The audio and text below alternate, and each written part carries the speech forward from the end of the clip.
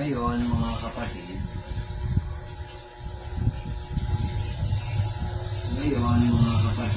yan, sinampol ko lang na naka-online pa tayo. Yan, yan. Praise God, naka-online naman tayo. So,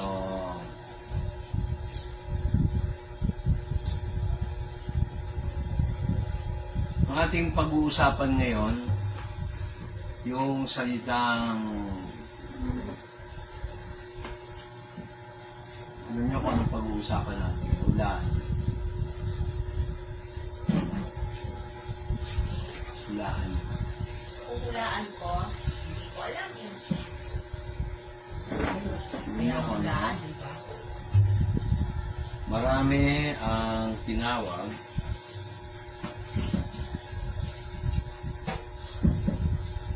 sa Matthew chapter 22 verse 14. Pakitingnan nyo sa Matthew chapter 22 verse 14. Dito susuriin natin na marami ang tinawag. Di ako naniniwala na kahit ganito lang tayo, hindi naririnig ng iba. Kaya dito, hindi tayo nakikipagpaligsahan sa ibang churches, o hindi yung ibang churches nakikipagpaligsahan sa atin. Naniniwala ba kayo? Amen. Pero hindi masama yun, kasi nasa sa kanila na yun. Wala na akong pakialam sa kanila, kundi sa akin. Sa Matthew chapter 22, nagsalita si Jesus Christ, "Many are called, but few are chosen." Ang tanong ko, ikaw ba dun sa maraming tinawag? Pwede sabihin mo, oo. Pero ilan sa amin ang pinili?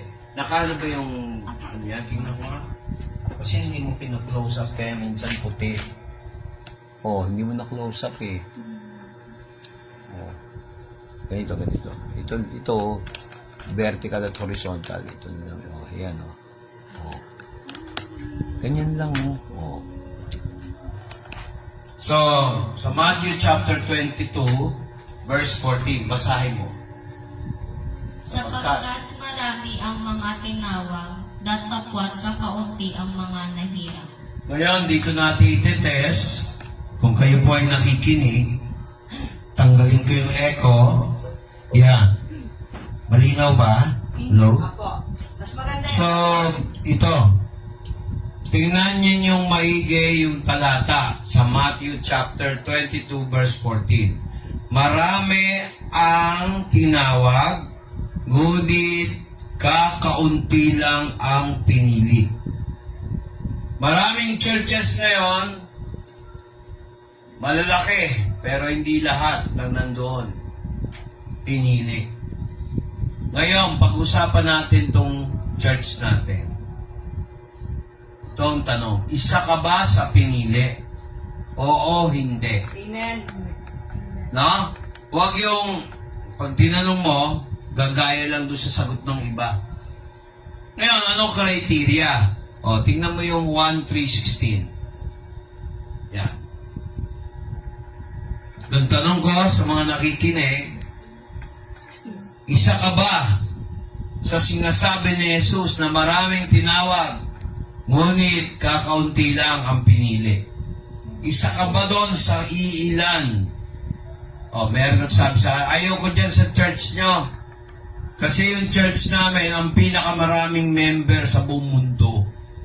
May kasasabi lang ni Jesus eh. Marami ang pinili, marami ang, ano raw? Tinawag, ngunit kakaunti ang pinili. Ibig sabihin, hindi sa marami, o kaunti lang ang pinili. O, tingnan mo, isa ka ba sa pinili? I-check natin, John 3:16, basa. Bilis. John 3:16.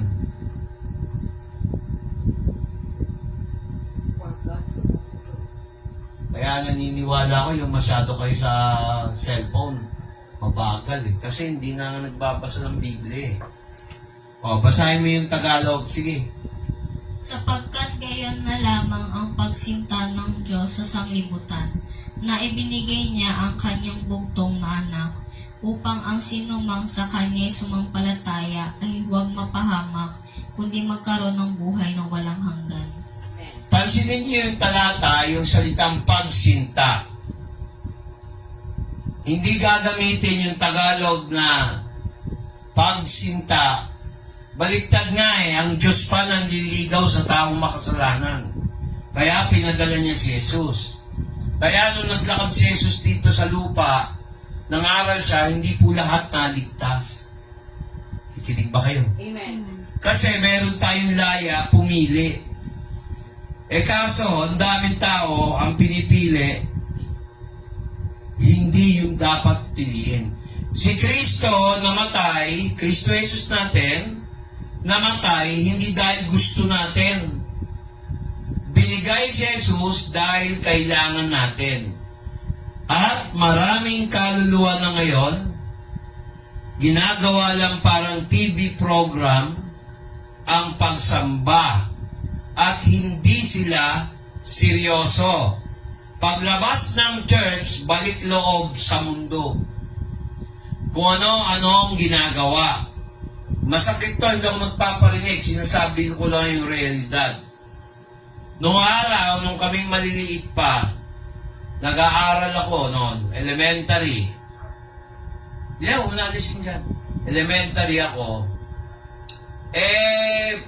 Pag na-late ka, o kaya wala ka assignment, ibibilid ka sa araw. Malalakas ang katawan namin nung araw. Ngayon, konting init, walang pasok. Napansin nyo? Kami noon, di ba ikaw, nung maliit ka, pinapapasok ka sa loob, papabilad ka sa araw, huwag ka papasok ng kwarto, wala ka assignment. Late ka. Hindi ba totoo? Ngayon, ang mga bata ngayon, lampa. Konting ulan, konting bagyo, konting araw, huwag na kayong pumasok. Di ba tama? Sabihin, malakas ang katawan ng tao noon. Ang tanong ko, isa ka ba dun sa mga tao na pinili ni Jesus? Isa ka ba dun sa pinili ng Diyos? Sa John chapter 17, naalala niyo yun? Nagkikipag-usap ang Ama sa Diyos. Kaya sabi ni Jude, chapter 1, verse 3, basa. Jude, chapter 1, verse 3. Ano? Jude, chapter 1, verse 3. Tagal. New Testament yun. Sige pa.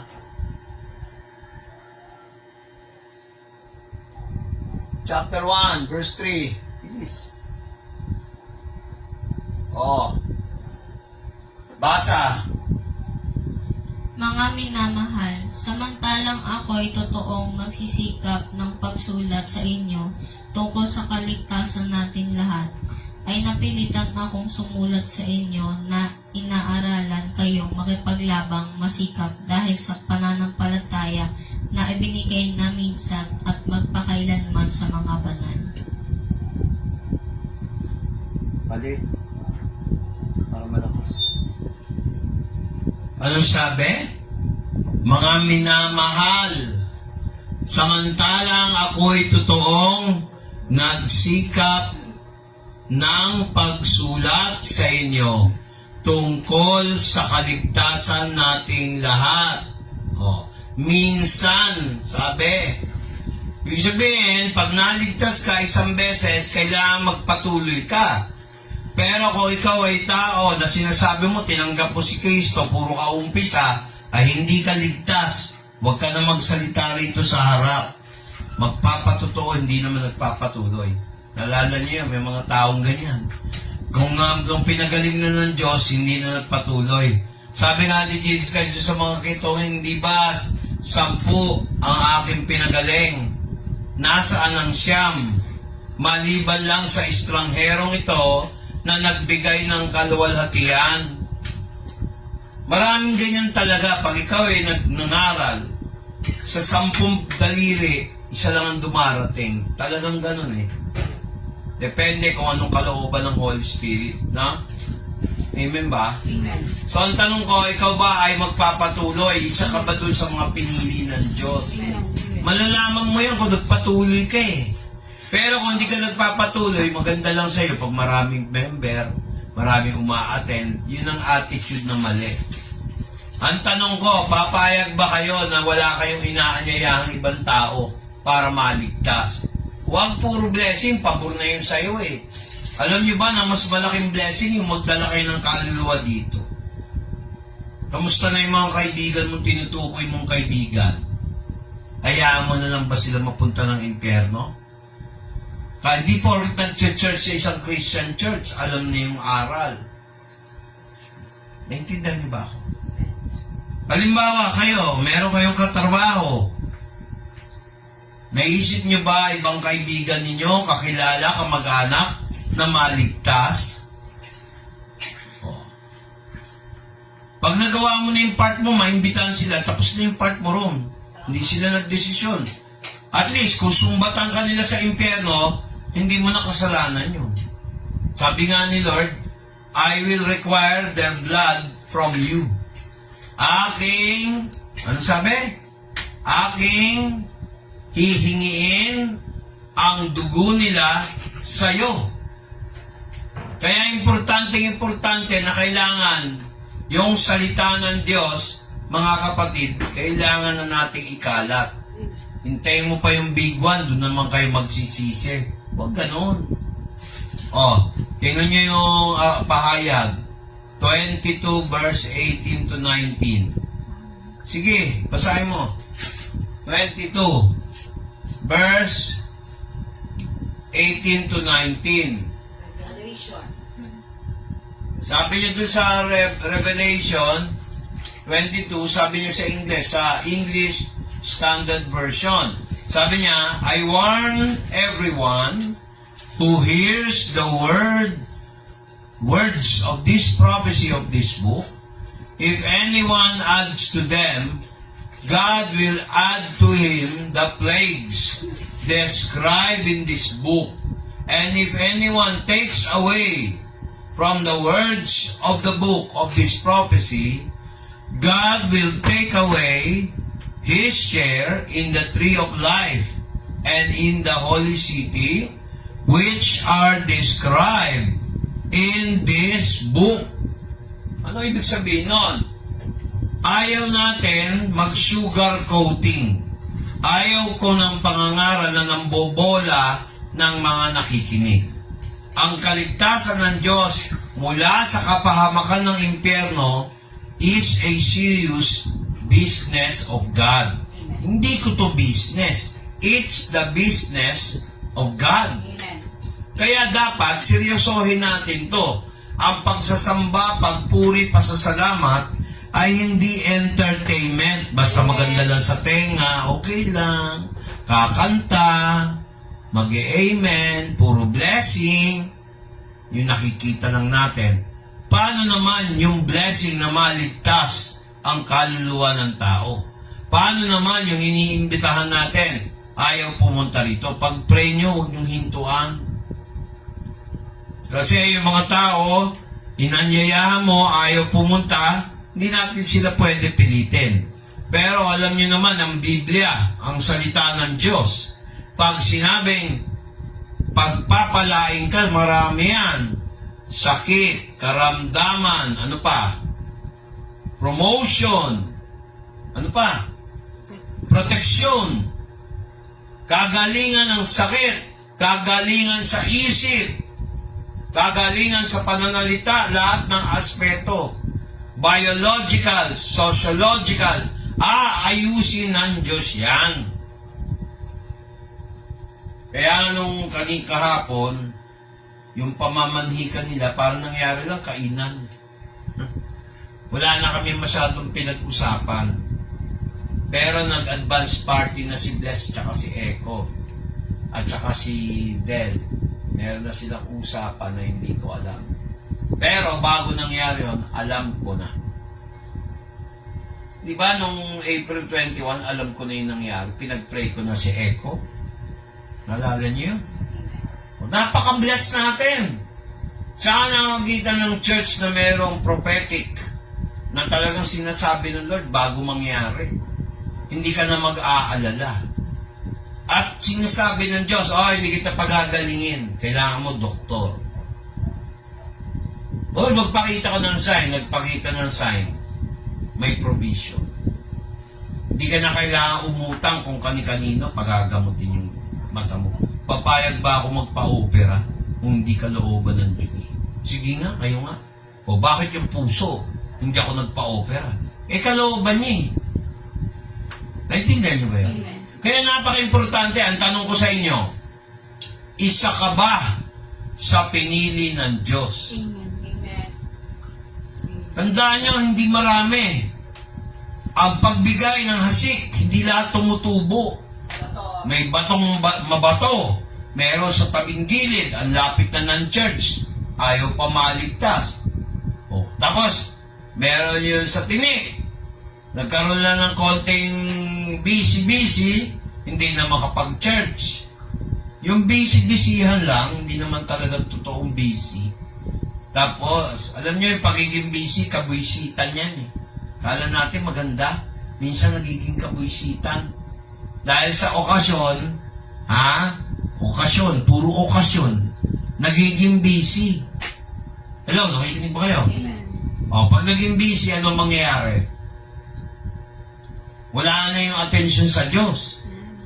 Sana. Ilang beses ka maging busy sa cellphone mo. At ilang beses ka naman busy sa Panginoon.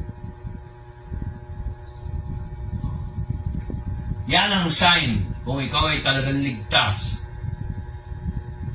At laging may gera. Sabi ng iba, ayokong maging Kristiyano. Kasi pag Kristiyano ka, marami kang makakaaway. Hindi po totoo yan. Baka fake na Christian ka. Alam nyo, ang away, kahit sa langit meron. Tingnan, papatunayan natin. Tingnan ninyo yung Revelations chapter 17, verse 14, kung hindi totoo yung sinasabi ko. Ang buhay ng Kristiyano, marunong lumaban sa buhay. Nag-gets niyo ako? May digmaan. Sa buhay natin sa lupa at sa langit, may digmaan din. Tingnan niyo ako, hindi totoo yung sinabi ko. Revelations chapter 17, verse 14. Basa, makikibag. Sige. Makikipagbaka ang mga ito laban sa kordero, at sila'y dadaigin ng kordero, sapagkat siya'y Panginoon ng mga Panginoon at Hari ng mga hari, at ng mga kasama niya, na mga tinawag at mga pili at mga tapat. Mga pinili. Tama ba yung pagkatagalog mo? Ayan, tinawag na mga pinili. Pili. Ang Tagalog niya, no? Pili. Kala mo, pili nuts, pili. At mga tapat Ay. na inanaig din. Kaya tandaan niyo mga kapatid, kung sore eyes lang, hindi naman talaga, actually meron ng bagong findings eh. Ang sore eyes, hindi naman nakakahawa yan. Wala naman talagang bearing yan. Yung lagnat, oo. Walang bearing yan. Kaya ay konting sore eyes, ayoko pumunta dyan sa church. Gusto, kababaw naman. Ako, best na ako na sore eyes. Wala naman nangyayari. Kabataan ko ba? Di ba? Di wag mong kamutin, wag mong kuskusin. Tsaka hindi ka magkaka-sore eyes pag gumagamit ka ng cellphone. Nakita mo ba sila gumamit ng cellphone para manood dito? Tanungin nyo sarili nyo, kung talagang kayo ay talagang sa Diyos, bakit hindi nyo hikayatin sarili nyo umattend dito? Hindi puro anak nyo lang. Naintindihan nyo ba ako? Amen. Ibig sabihin, pag yung magulang ayaw umattend, di mo pilitin. Hindi ka mabe-bless pag ganon. Ayan makikipagbaka ang mga ito laban sa kordero. Ano sinabi ni Juan Bautista? Sabi niya, hayaan ang kordero ng Diyos na mag-aalis ng kasalanan sa sanlibutan. Sino yung tinutukoy niya doon? Si Jesus. Behold the Lamb of God who takes away the sins of the world. Ngayon, dito may mga symbols pero totoong literal yan. They will make war on the Lamb, sabi sa ESD, they will make war on the Lamb, and the Lamb will conquer them, for He is the Lord of lords, King of kings, and those with Him are called, chosen, and faithful. Those, meron pang maramihan. Yung mga pinili ng Diyos tatawaging pinili at tapat. Ang tanong ko, ikaw ba'y tapat? Ikaw ba'y pinili? Malalaman mo yan, alam mo kung paano? Tingnan mo pag-uugali sa praise and worship tsaka pag hindi lang linggo. Makikita mo kung totoong Kristiyano. Kasi kung totoo kang Kristiyano, kailangan 24 hours, 24/7 Kristiyano ka, hindi tuwing linggo lang. Hindi ako nagpapalig nung sabi ng Biblia Ang pakikibaka sa buhay, katulad ng pakikibaka, digmaan sa langit. Akala ng iba, wala naman akong problema. Hindi nyo alam, nagkakaroon ng gera sa langit. Hindi lang dito. Kung hindi, bakit may tukso? Kung hindi totoo yung sinasabi ko.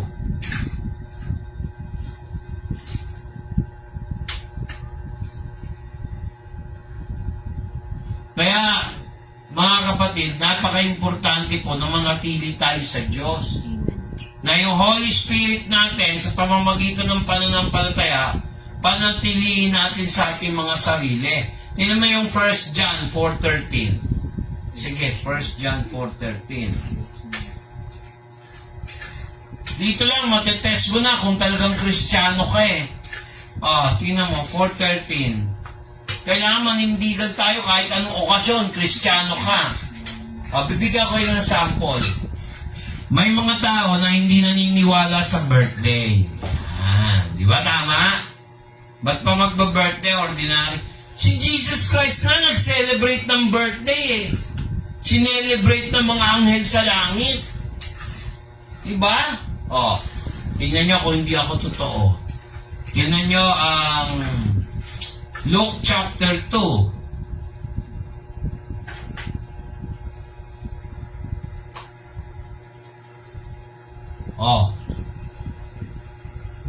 Diba, si Maria at si Jose, walang matuluyan. Hanggang napunta sila sa sabsaban. Verse 9, tingnan mo may anghel. Ayan. Una muna, yung nag-celebrate ng birthday, mga pastol. Verse 8, basa. Verse 7 muna para maganda-ganda. Sige, tuloy. Verse 7 to 8 muna. 7. At kanyang ipinanganak ang panganay niyang anak na lalaki. At ito'y binalot niya ng mga lampin. At inihigya sa isang kasabsaban sapagkat wala ng lugar para sa kanila sa tuluyan. Isa ka ba sa taong katulad ni Kristo nung pumunta siya as baby? Hindi sila makatira sa hotel. Hindi sila na-hospitalize sa St. Luke's. Hindi sila na-hospital sa paanakan na magandang ospital. Tapos, pinapasok sila ng ospital. Napagastos ka pa, di ba? Ngayon, si Jesus, pinanganak. Pinanganak ba siya sa isang mansyon? Pinanganak ba siya sa isang hotel? Saan? Sa bahay ng kabayo. Ayan tayo, kung ikaw ay talagang totoong Kristiyano, tinanggap mo si Kristo, patitirahin mo ba si Kristo sa puso mo? Amen. O patitirahin mo si Jesus sa puwet mo? Parang ganon. Gaano kahalaga si Jesus sa buhay mo, sa araw-araw? Kung pinili ka ng Diyos, papapasukin mo si Jesus sa puso mo, hindi sa nguso mo. Amen. Tama ba? Tingnan mo. Amen. Ito pa. Sino ang unang-unang nag-celebrate ng birthday ni Jesus Christ? Bukod kay Maria at Jose. Mga pastol. Sino unang sinabihan? Mga pastol. Pastor nyo. Tingnan mo, verse 8. Basa. At may mga pastor ng tupa sa lupain din yaon na nangasaparang na pinagpupuyatan sa gabi ang kanilang kawan. Nakita nyo? Mga pastol. Sino nagpakita? Anghel. Verse 10. Sige. At sinabi sa kanila ng anghel, huwag kayong mga takot, sapagkat narito, dinadalhan ko kayo ng mabubuting balita ng malaking kagalakan na siyang sasabuong bayan. Malaki ba ang kagalakan mo tuwing nag-worship tayo, tuwing nagpapasalamat tayo, tuwing nagpupuri tayo sa Diyos? O napipilitan lang tayo parang sa eskwela, attendance lang, doon mo makikita ang tao. Sakit naman. Ay, nakikisama lang ako kay Pastor Vic kasi asawa siya ni Del. Ay, kasi si Ninang, tatay niya, pastor. O yung sinasabi natin, may natututunan ako sa salita ng Diyos. Amen. Makikita mo yung mga umaattend, hindi lahat sa Diyos. Si Satan nga nakikipagkita sa Diyos, kasama yung mga anghel sa langit. Alam ba ninyo yun? Ngayon, kung talagang totoo ka sa Panginoon, isa ka sa mga many are called, but few are chosen. Ikaw ba ay isa sa many are called, o ikaw yung few are chosen? Malalaman mo yan kung ano attitude natin. Attitude. Ay, sabik na ako mag-worship. Attitude pala yun, emosyon. Kailangan pag-aralan ko sa utak ko si Jesus at namnamin ko sa aking damdamin na may pananam palataya. Di isa ka doon sa pinili ng Diyos. Pero kung ikaw yung laging tingin ng oras, relos, ay marami akong gagawin ngayon, linggo, ngayon ko pa may gagawin, baka iba naman yung gagawin mo. Yan na naman tayo. Wala namang exam ng linggo. Marami akong project, baka ibang project yun. Parang si Dolphy, nandun ako sa opisina. Nag-o-overtime. Opisina ba? Yan ba ang Kristiyano, mga kapatid? Hindi nakakapag-church tuwing Sunday? Pero pag humihingi tayo sa Diyos ng blessing, andali natin, may okasyon. Paano kung Sunday? Nandito ka ba ngayon? Malalaman mo kung pinili ka ng Diyos o hindi. Wala ka linggo eh. Paano mo masasabing Kristiyano ka? Alam mo ba ang Biblia? Sabi niya, syempre, hindi ko alam lahat yan. Ikaw ang pastor eh. Tama bang katwiran yun? Di ba? Marami ngayon nakikipagdigmaan sa kanilang damdamin. Either doon sila sa side ng Panginoon or sa side ng Diablo.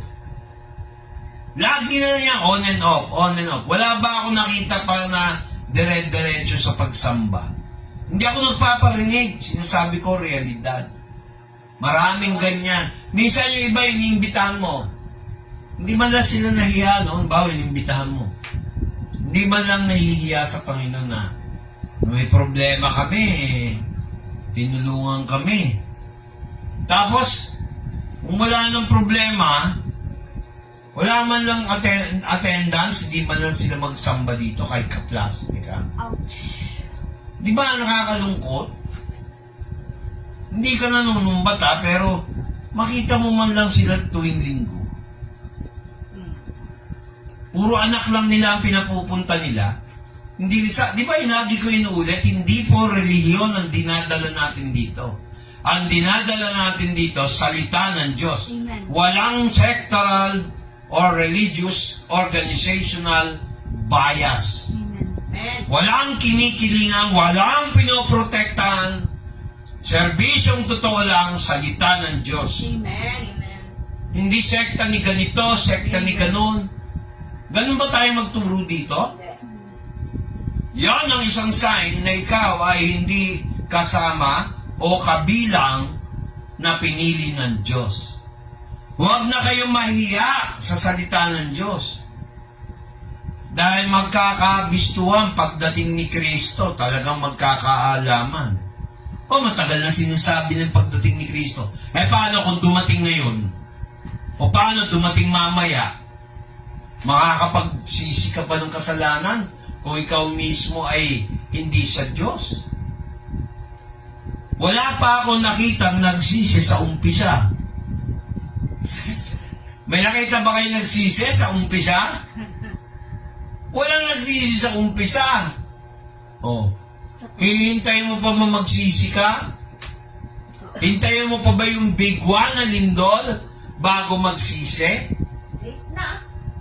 Alam mo, si Kristo, alam niyo yung Bible, open notes. Ano ba ang technique pag mayroong mga lindol? Judgment of God. Para huwag kang madamay. Magsisi ng kasalanan. Amen. Oh, ano ba sabi niya? Oh, hindi ba yung sila yung na, ano yun? Dahil doon sa earthquake, naalala niyo yun? Ano sabi? May lindol. Oh, sige nga.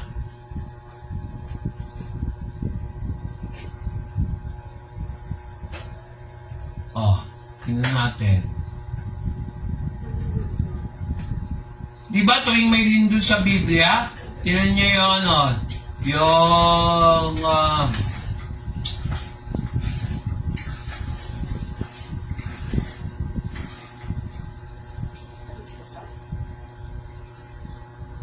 tingnan niyo yung yung lindol.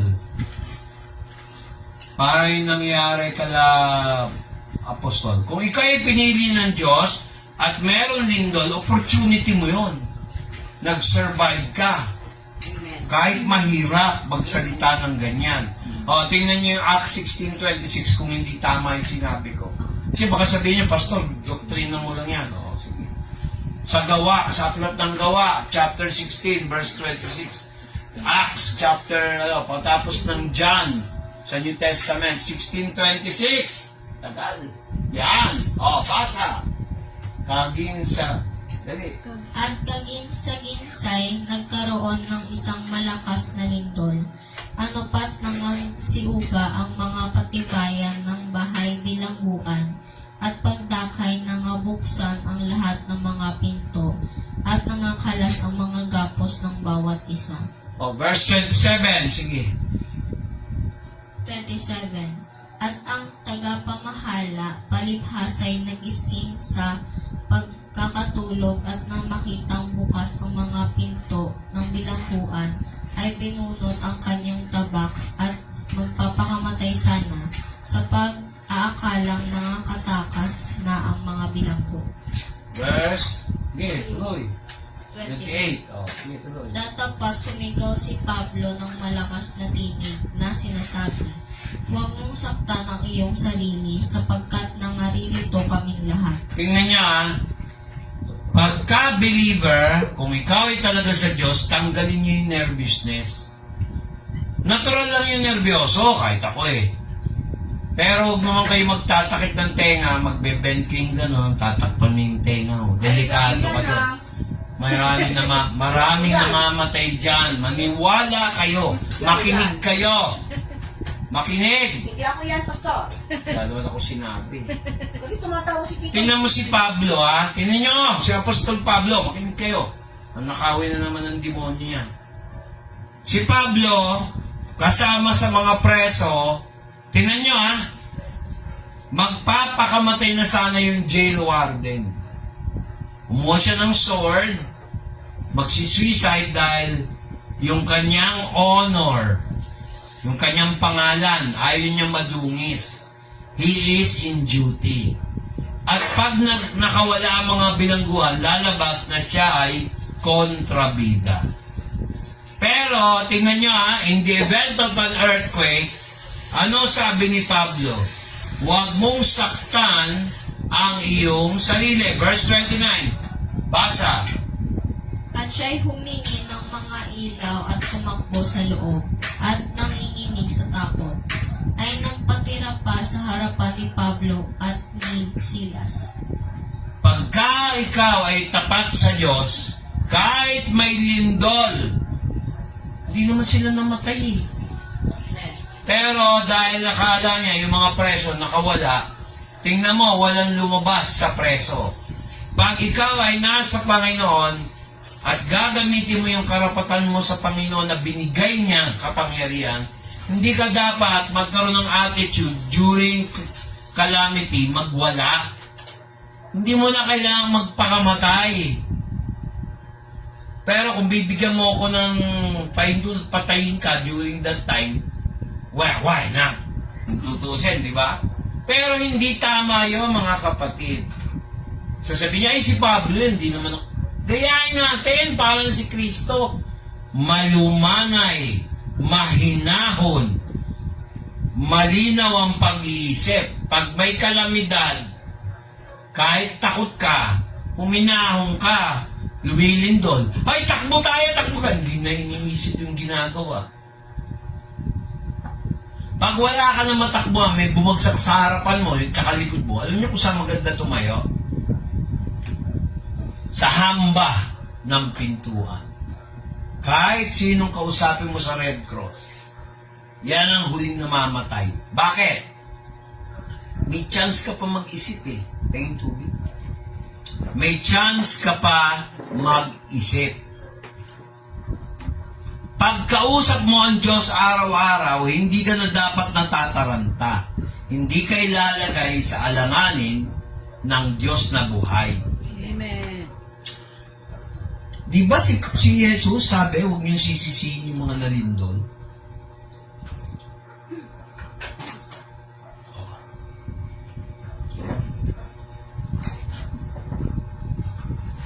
Kaya yung Kristo dito sa nagse-celebrate ng birthday. Babalik tayo doon.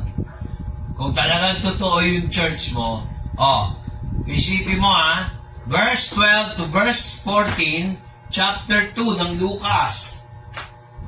Chapter 2, verse 13 to 14, sinelebrate nila yung birthday ni Kristo. Pero yung mga kontrabida din kay Kristo, nagsiselebrate din. Pero hindi sinabing wala tayong karapatan magsaya dahil sa birthday mo. Di dapat yung mga anghel binawal ng Diyos. Tingnan nyo nga, chapter 2, verse 12 to 14. Chapter 2, verse 12 to 14, basa. Lucas, sige, basa. At ito ang sa inyo'y magiging pinakatanda.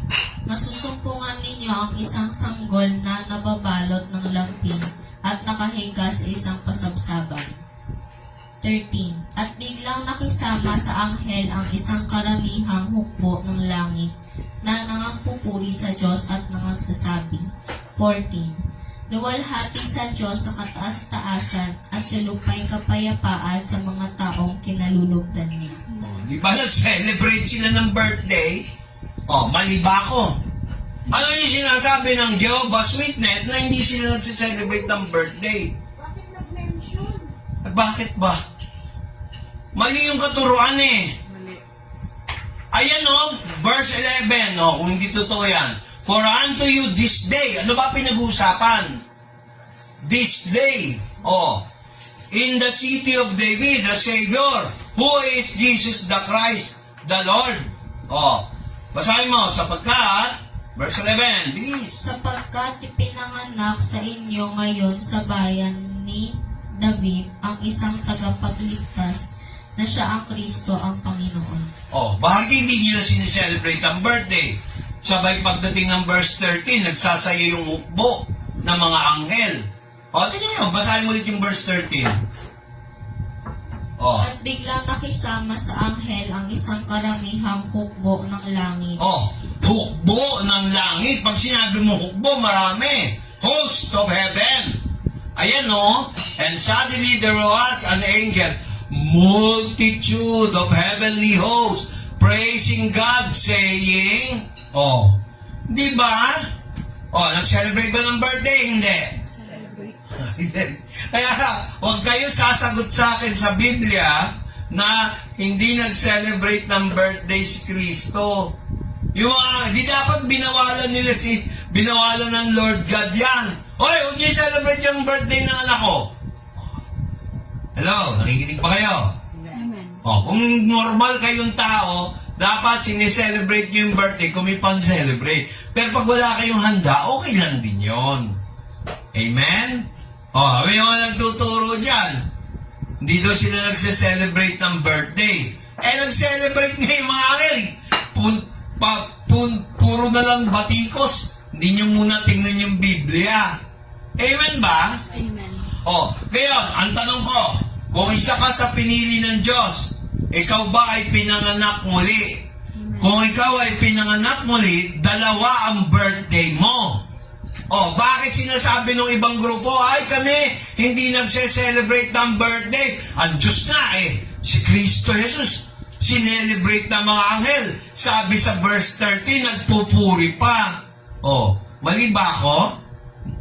Hello, tanong ko sa inyo, mali ba? Kung talaga nagsusuri kayo ng Biblia, hindi nyo pwede sabihin, pag-ano yan.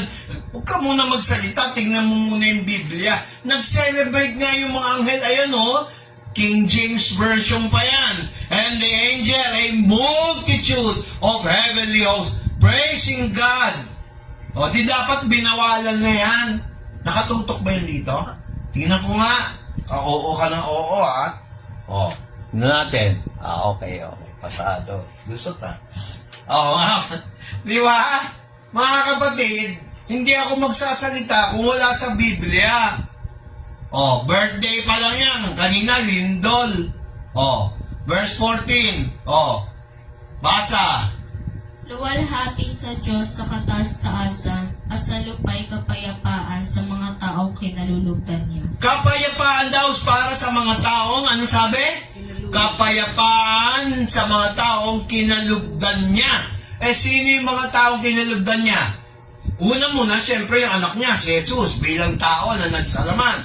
Pangalawa, yung mga pastol, nag-witness. Sila rin ang ginamit ng Diyos para ipangaral ang salita ng Diyos. Hindi sila nag-aral ng Bible school, Bible college, para matuto. Nangaral, ordinaryong tao lang, nag-aalaga ng kambing, tupa, o pwede na yun sa harapan ng Diyos. Kahit come as you are. Hindi hinanap ni Lord God yung matalino, mahusay. Kaso, pag naiinsulto yung salita ng Diyos, hindi ako natutuwa. Sabi daw nila, ayoko, hindi totoong Kristiyano kayo, pagano yan, hindi nagse-celebrate ng birthday. Bakit sinabi ng Diyos, you must be born again? Nag-birthday ka 2 beses. Birthday mo sa ospital, si Jesus Christ sa sabsaban. Birthday mo, tinanggap mo si Kristo bilang Panginoon at tagapagligtas. Tingnan niyo yung John chapter 3. Verse 16. Tingnan niyo. Hindi totoo. Huwag niyo sabihin hindi nag-celebrate si Jesus Christ ng birthday. Pinanganak nga Kung hindi siya mag-celebrate ng birthday, wala siyang registration sa panahon ni Herod. Diba? Diba tayo pag pinanganak may birth certificate? Paano mo papatunayan talaga na matay si Jesus sa krus? Kung hindi pinanganak, walang birthday. Kasinungalingan, mga kapatid. Tama ba? Common sense lang, hindi napapasa. Doon pa sa katuruan ng Biblia. Hindi ako nagsabi niya, Bible. Ang sabi niya.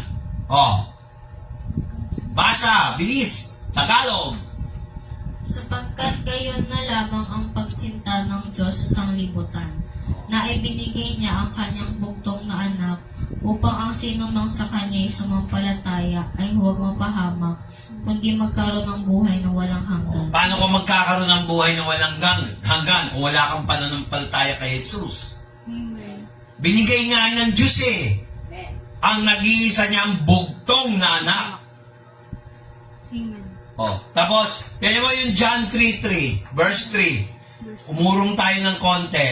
Tingnan nyo kung hindi nagse-celebrate ng birthday ang Kristiyano. Tingnan mo. Kung hindi totoo yung sinasabi ko, Oh. Oh, yan. O, di ba? O, tingnan niyo. Hindi ba huwag mo sabihin wala kang birthday pag pinanganak ka uli. Eh, di dalawa na yung birthday mo. O, ano yung sinasabi lang, dapat ang Kristiyano, isa lang ang birthday. Dalawa pa nga eh. O, tingnan, basahin mo. Sige, sumagot. Sumagot si Jesus at sa kanya'y sinabi, Katotohanang sinasabi ko sa iyo, maliban na ang tao'y ipanganak na muli, ay hindi siya makakakita ng kaharian ng Diyos. Ano daw? Hindi siya makakakita? O, ngayon, ang tanong ko, isa ka ba sa mga kaunting pinili ng Diyos? That chosen few. Amen. Di ba?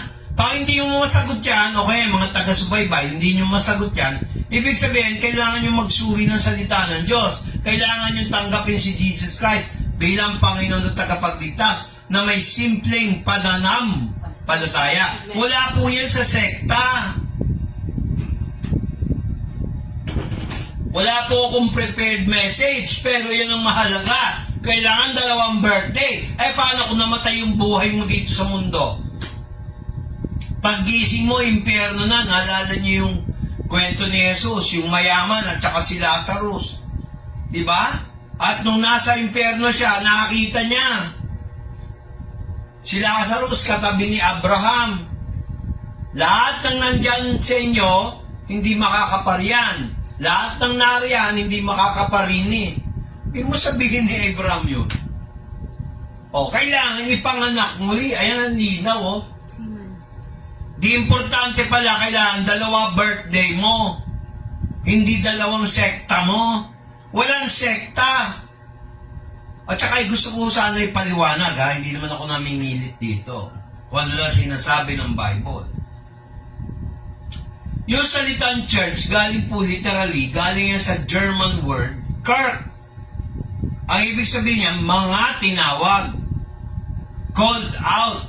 Saan tinawag? Mula sa dilim, papunta sa liwanag.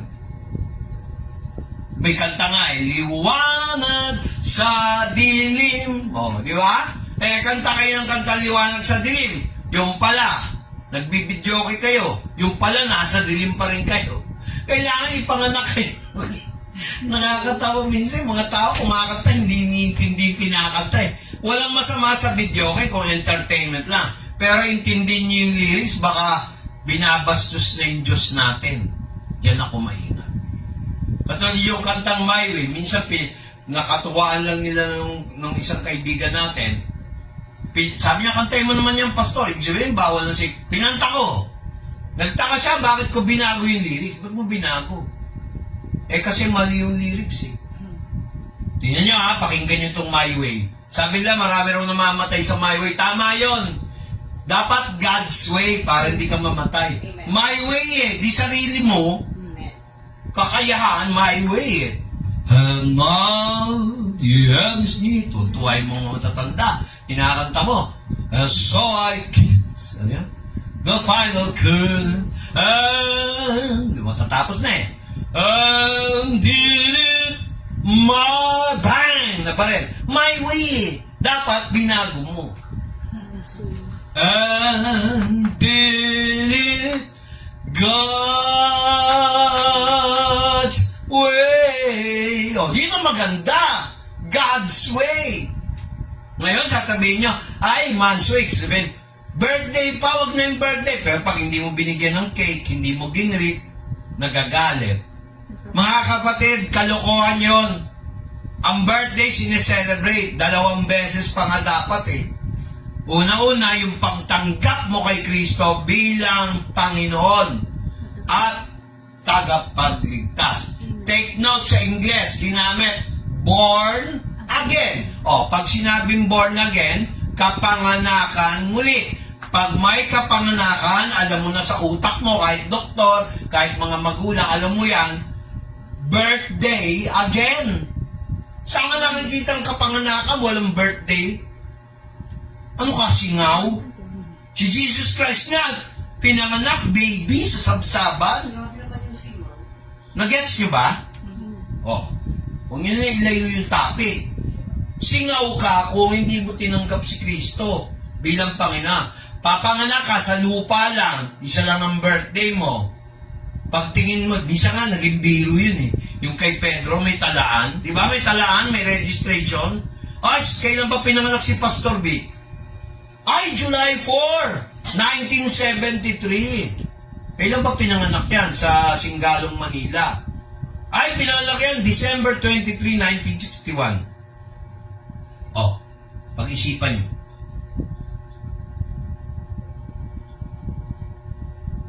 Ilan ang birthday mo?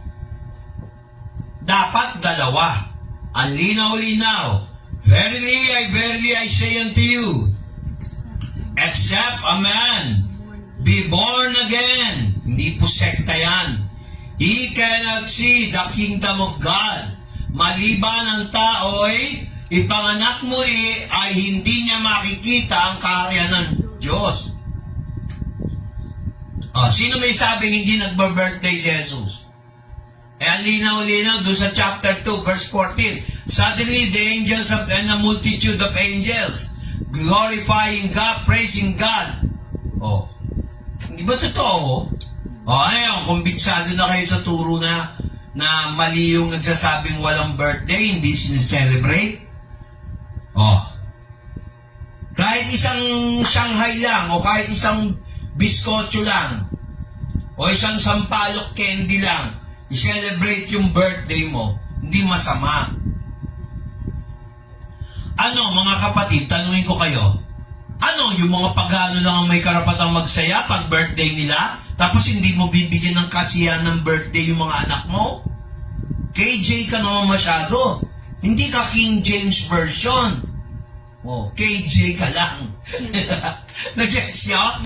And si Lord ka, dapat born again. Dapat dalawa ang birthday mo. Amen ba? Amen. Mga tao, minsan sasabihin, mag-celebrate ng birthday. Hypocrisy. Ang anghel nga nagdiwang eh. Nung pinanganak si Jesus, tapos sasabihin mo sa akin, hindi pwede mag-birthday? Pagano? Wow, mga pagano lang palang pwede gumamit ng December 25. Kagaya ng Pasko. Nasa na yung karapatan ng Kristiyano? Siya ba may-ari ng December 25? Sige, mag-celebrate ka June ng Christmas Day. Tingnan mo kung di ka magmukhang tanga. Tama ho ba? Amen. Ang tanong ko, ikaw ba ay isa sa kasama namin sa mga pinili ng Diyos? Sabi kasi dito sa John chapter 3, totoo, sinasabi ko sa iyo, maliban ang isang tao ipanganak muli, hindi niya makikita ang kaharian ng Diyos. Hindi po ako nagsabi niya ang Biblia. Kaya huwag na tayong magtampo-tampuhan. Ay, hindi kami, Katoliko kami. Katoliko sarado. Sarado ka sa katotohanan. Pero pagka marites, pinakikinggan mo. Pag politiko, bilib na bilib ka. Sarado sa katotohanan. Sarado sa katotohanan. Sarado sa katotohanan. Marami dito Sarado sa reliyon, spirit of religion. Nakalak. Pero ayaw nang buksan yung sarili niya sa katotohanan. Bakit? Ano ba ang benepisyo ng reliyon mo dahil member ka ng kooperatiba? Puro pang katawan. Puro pang politika. Kalimutan mo na yung politics. Kausapin mo si Jesus Christ. Dahil walang katapusang paghihirap sa impyerno. Hindi po ako magsasalita ng ganyan kung hindi ko talaga naniniwala, tinatayuan ang pananampalatayang tama. Amen. Ang pananampalataya kay Kristo. Amen. Hindi pa kayo naniniwala, daming gumaling. Marami rito gumaling, hindi na bumalik. Tingnan mo, pag nagkasakit ka, hindi ko na pagpe-pray. Bahala na dito si Lord na mag-decision. Bakit? Ayaw pong matindi.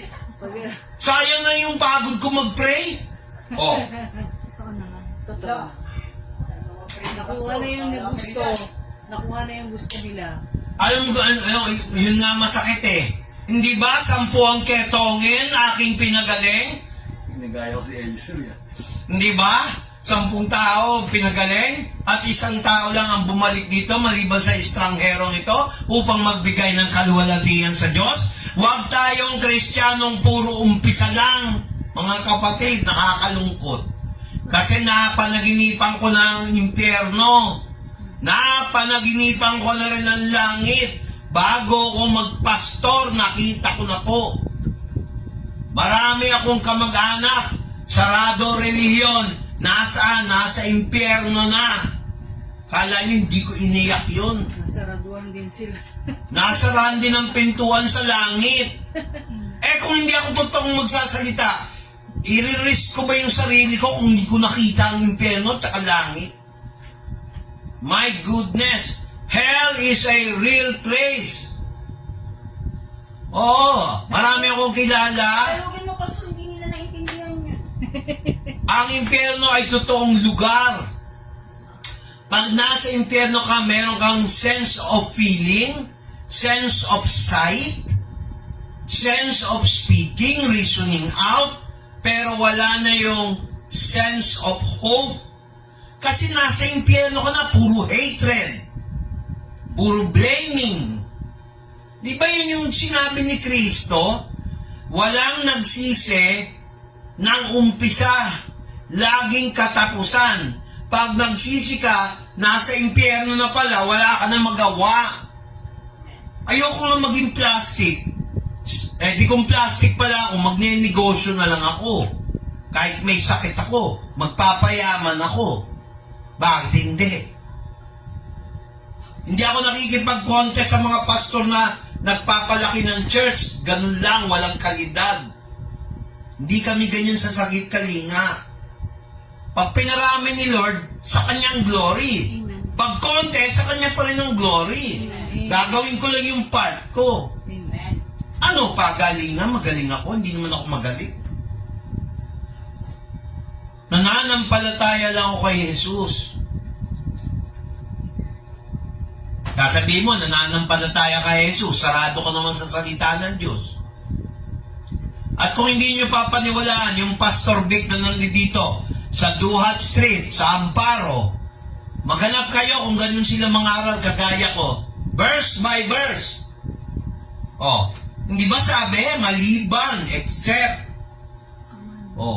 Marami, religyoso, sample, si Nicodemus. Kaya yung verse 4, kapatid. Kahit pala hindi ko nagbuksan tong laptop ko. Kasi wala naman akong notes talaga. Bible din naman. Ayan, basahin mo yung English, tapos Tagalog. Tandaan nyo, ang Biblia, pwede sa matalino, pwede sa mangmang. Basta nakakaunawa ng Tagalog. Kasi Tagalog yung salita ko eh. Sige, basa. Sige, tuloy. Nicodemus says unto him, How can a man be born when he is old? Can he enter the second time into his mother's womb and be born? Si Nicodemus pumunta kay Kristo gabi. Nahihiya. Bible scholar, religyoso, may posisyon, Pharisee siya. Pumunta siya kay Kristo gabi. Ngayon, nung gabi, hindi niya alam yung spiritual birth, yung kapanganakan sa espiritu. Verse 5, sige. Verse 6. Tingin tubig pa, kapatid. Thank you. Basa, verse 6. Ang ipinanganak ng laman ay laman nga. At ang ipinanganak ng espiritu ay espiritu nga. Malinaw. Ang kapanganakan sa laman, birthday 1 yun. Ang kapanganakan sa espiritu ay espiritu. Ang tanong ko, naranasan mo na ba na panganak ka ulit sa espiritu? Yung iba nasa yoga, pinagtuturo nila yung magbabalik ka ulit, isisilang pa ulit. Kung sinilang ka pala, baliwala pala yung pagbubuhay mo ngayon. Hanggat hindi ka doon nagiging mabait, babalik ka ulit, papanganak ulit. At so kung pinatay ka noon, papatayin ka ulit. Gusto niyo ba yun? Ginampanan na ni Kristo yung kamatayan nun eh. Ang kailangan natin, si Jesus. Amen. Wala yan sa kabutihan na nagawa natin. Nakikinig ho ba kayo? Amen. Nilalakas lang ko eh. Gawa, di ba? Ayaw ko kung maririnig ng mga kapitbahay natin, mga kaibigan natin dito sa Duat Street. Mahina lang yung amplifier natin. Oh. Mga kapatid, tingnan nyo ha. Hindi ko pinag-uusapan dito, reliyon. Hindi to marites. Ito ay marites ng salita ng Diyos. Walang kinikilingang sekta, pinoprotektahan sekta. Amen. Gusto nyo, dalhin nyo rito yung Catholic version nyo, yung Iglesia ni Cristong version nyo. Meron ako nakausap dyan, mga iglesia, kaibigan ko. Hindi kami nagdedebate. Aral lang ng Biblia. Oh, ayan o, yan ay pinanganak sa laman, ay laman. Ang pinanganak sa Espiritu ay Espiritu. That which is born of the flesh is flesh. That which is born of the Spirit is the Spirit. Tagalog, ang ipinanganak sa laman ay laman nga. Ang pinanganak sa Espiritu ay Espiritu nga. Huwag kayong magulat kung sinabi ko sa inyo, kayo ay dapat ipanganak muli. Take note sa Ingles. Sabi niya rito, do not be astonished, marvel not, that I said unto you, all of you must be born again. Huwag kayong mabigla. Ang nagsasalita nito, si Jesus. Si Jesus nga pinanganak muli eh. Pinanganak muli galing sa langit. Yun ang ibig sabihin niyan. Born from above. Kaya minsan may kanta eh. 1986 Pandisco. Narinig ko yung kanta eh. Ganda sana eh. Pero totoo eh. Born to be alive. May effect pa yun eh. Born to be alive. Yan, di ba? 555 street fight yung kwento nun. Alam niyo kung ano ibig sabihin ng born to be alive, yung kantang yon? Tigmaan pa rin. Pero, ang sabi ng kanta, pinanganak, fight, but you have to be born to be alive, not to be born to die. Amen. Ang reliyon, born to die. Ang kay Jesus, born to be alive. Patay ang espiritu sa kasalanan, bubuhayin muli. Oh. Ngayon, ang tanong ko, kung kayo ay talagang may Kristo Jesus, merong tayo lahat ng tao, kahit ako, merong nakaraang madilim na nakaraan. Ang tanong, mananatili ka ba sa kadiliman? Kayo. O pupunta ka sa liwanag ni Heso Kristo? Amen. Deny pa ng deny. Ay, hindi, dito kami sa sambahan namin. Tanungin mo kung ano yung turo ng sambahan nila, hindi nila alam. Kasi ayaw nila umalis sa kasalanan. O nga naman, pagka dito ako sa reliyon ko, wala magsasabi ng mali ko. Akala nila laging ganon. Napakahigpit po ni Kristo. Maraming hindi nakakaalam sa ihip ng banal na espiritu. Tingnan niyo yung verse 8. Basa, Tagalog, umiihip. Umiihip ang hangin kung saan niya ibig, at naririnig mo ang kanyang ugong, ngunit hindi mo nalalaman kung saan nanggagaling, at kung saan naparoroon. Gayon ang bawat ipinanganak ng Espiritu. O, nakita niyo, kinumpare para maintindihan ni Nicodemus, bagamat siya'y religyoso, siya ay pariseo, graduate ng School of the Prophets. Magaling siya sa theology pero hindi niya nakita ang espiritu. Hinambing ni Jesus yung hangin, yung espiritu sa hangin. O yan na naman, sasabihin lang, yung Holy Spirit daw ay hangin lang. Tama, hangin. Pero nagtuturo. Tsaka na natin itatopic yan. Kasi hindi naman tayo Bible study ngayon. Kaya umiihip ang hangin kung saan niya ibig. Hindi ba nakita natin minsan, sino rito nakakita na ang hangin may kulay? Wala naman, di ba? Pero pag yung hangin lumapit sa'yo, nararamdaman mo. Tama ho ba o mali? Tama. Pero pag dumaan ang hangin, hindi mo alam saan pumunta. Yes. Dadaanan ka lang, mararamdaman mo, ay, ang sarap ng hangin. Tinanong ko nga ano ba flavor ng hangin? Wala. Sabi lang niya, masarap daw yung hangin. Chocolate po. Di ba? Chocolate, yung pala hindi nag-toothbrush. Di ba? May hangin, pero hindi mo alam kung saan papunta. Kaya mga kapatid, makikita niyo po mga kapatid, na ang Holy Spirit ay katulad daw ng hangin. Kaya sabi niya rito, ngunit hindi mo malaman kung saan nang gagaling. Hindi po si Pastor Bika nagsabi niyan. Si Jesus Christ po nagsasalita. At kung saan naroon. Gayon ang bawat ipinanganak ng Espiritu. Ang gagawin mo lang tanggapin si Jesus. Simple lang na pagtanggap. Simpleng pananampalataya.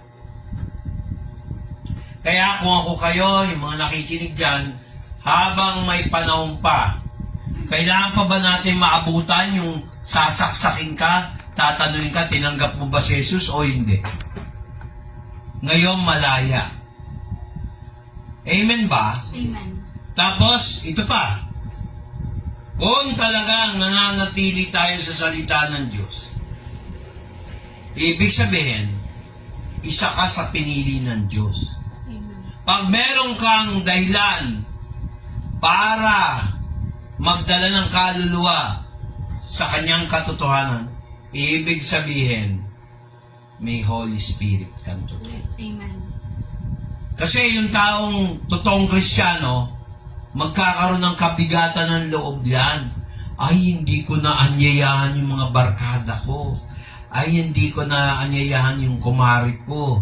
Ay, hindi ko na anyayahan yung mga kamag-anak ko. Mga kapatid, gawin nyo lang yung part nyo. Pag ayaw, huwag nyo ipilit. Oh. Yung mga tao ayaw maniwala sa'yo, okay lang yun. At least, ginawa mo yung part mo. Amen. Ang mahirap, silent, secret agent ka lang. Mahirap maging secret agent na Christian. Kailangan lantaran kang Kristiyano. At saka kung ikaw ay totoong Kristiyano, pag ikaw ay may mali sa kapwa mo o sa ibang tao, marunong ka mag-sorry. Pag may atraso ka, matuto ka mag-sorry. Kasi kung hindi ka marunong mag-sorry, magsisi ng kasalanan, hindi ka kasama doon sa sinabi ni Jesus, marami ang tinawag, ngunit iilan lang ang pinili. Amen. Nag-gets nyo ba? Amen. Tanungin natin ang ating sarili. Tayo ba ay isa rin sa lupain, mabuting lupa, na hinyasikan ng binhi na ang salita ng Diyos? Tayo ba yung lupa na nasa gilid ng daanan?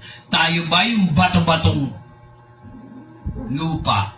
Tayo ba yung tinik o dawagan? Nalala niyo yun? Parable of the sower.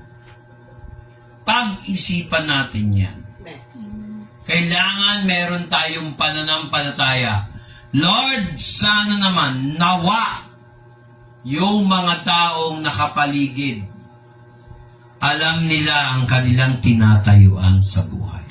Akala nila ang buhay sa mundo, ito na ang wakas. Pag namatay ka na, sitting pretty, hindi totoo yun. Kung ako hindi naniniwala sa impyerno, hindi ako magdadak-dak-dak-dak-dak-dak dito. Malupit ang impyerno. Kung hindi ako naniniwala sa impyerno, ba't pa ako magdadadaldal dito? Sayang lang yung kuryente. Sayang lang ang load. Sayang yung laway. Sayang lang, mapapagod yung lalamunan ko. Sabi nga ni Elvis Presley ganito, It's now never, come home me tight, kiss me my darling, be mine tonight. Alam niyo, originally, gospel song yan. It's now or never. Kung nakakanta niyo yon sa mga videoke, sa mga popular song, you have to decide now. Who is Jesus Christ in your life? Hindi natin pinag-uusapan dito yung relihiyon o yung sekta. Ang tanong po natin, kilala mo ba si Jesus Christ? O kaya medyo sasabihin mo sa ay, matagal ko nang kilala si Kristo. Ang tanong ko, kilala ka ba niya? Kaya sabi niya sa Matthew 25, verse 41, pakibuksan mo bago tayo magsara. 25, verse 41.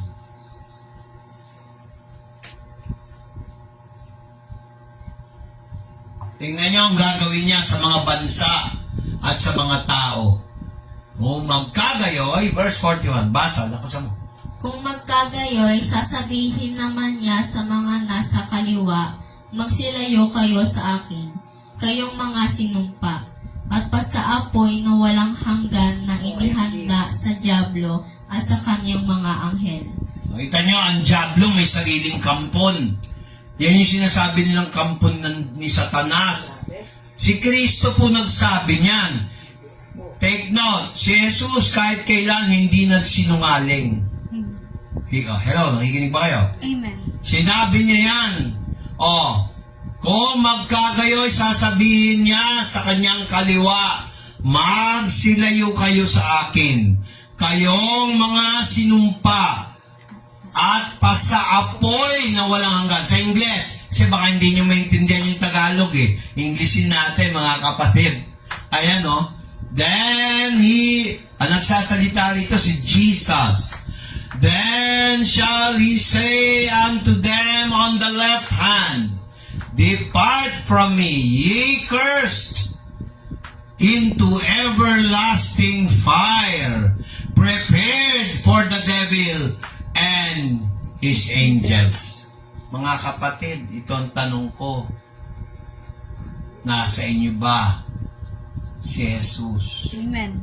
Kasi mahirap talaga yung walang Jesus sa buhay. Mahirap po yan.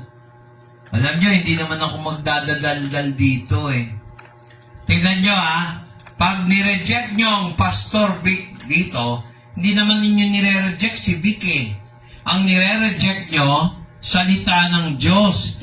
Tandaan nyo, hindi ako nagsasalita ng ganang akin. Tingnan mo kung totoo. John chapter 12, verse 48. Diyan lang tayo sa John. John chapter 12.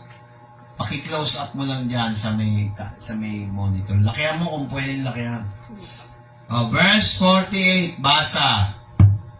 Ang nagtatakwil sa akin at hindi tumatanggap sa aking mga pananalita ay mayroong isang hahatol sa kanya.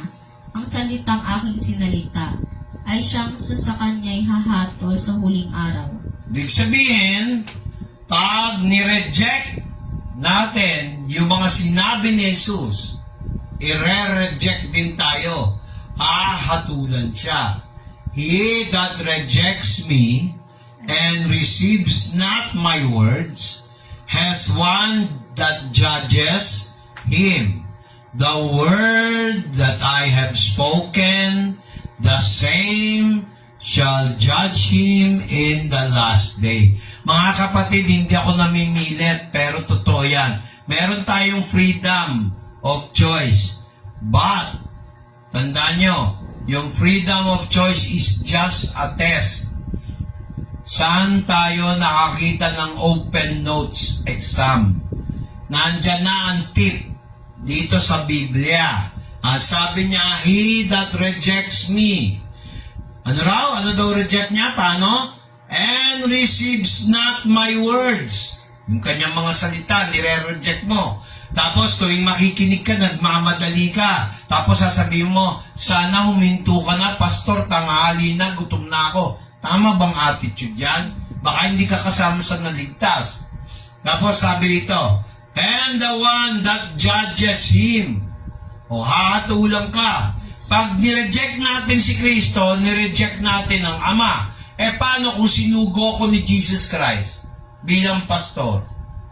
Nireject nyo ko, nireject nyo si Jesus, nireject nyo ang Ama. Kailangan manampalataya kayo sa natutunan nating salita ng Diyos. Amen. Tapos ang sabi pa, the same shall judge him in the last days. Pastor, baka naman interpretasyon mo lang yan.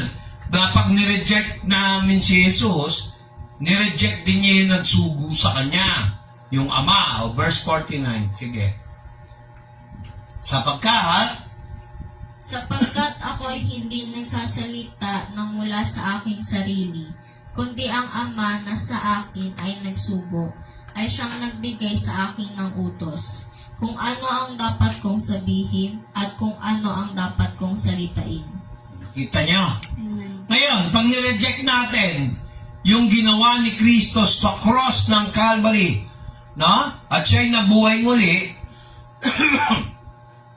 ibig sabihin, hindi kayo isa sa mga pinili ng Diyos. Marami ang tinawag, ngunit iilan lang ang pinili.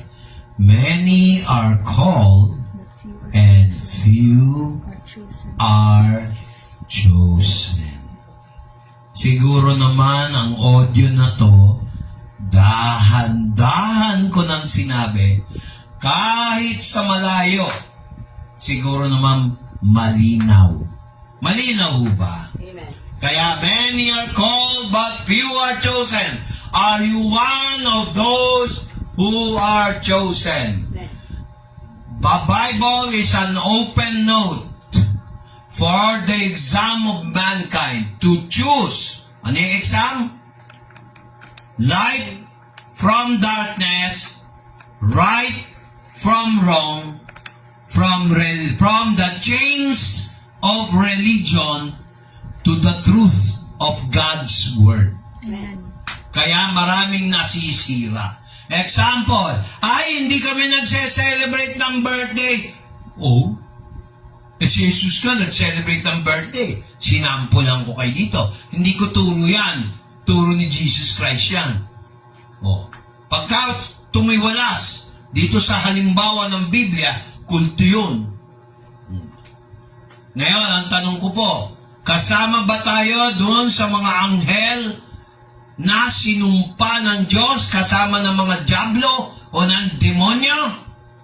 Lumayo kayo sa akin, sabi sa 25 verse 41, mga sinumpa. Malalaman mo kung sinumpa ka ng Diyos doon pa lang sa pagtanggi sa salita ng Diyos. Marami pong sakit na hindi pinagaling ng doktor. Hindi nila kaya. Hindi mo pa rin pinaniniwalaan. Mga kapatid, yung mga gumaling dito, gumising-gising naman kayo. Bumalik kayo. Mga pinagpala ng Diyos. Huwag niyong ignorin to. Dahil lahat ng bagay sa huling araw ng buhay mo, hahatulan.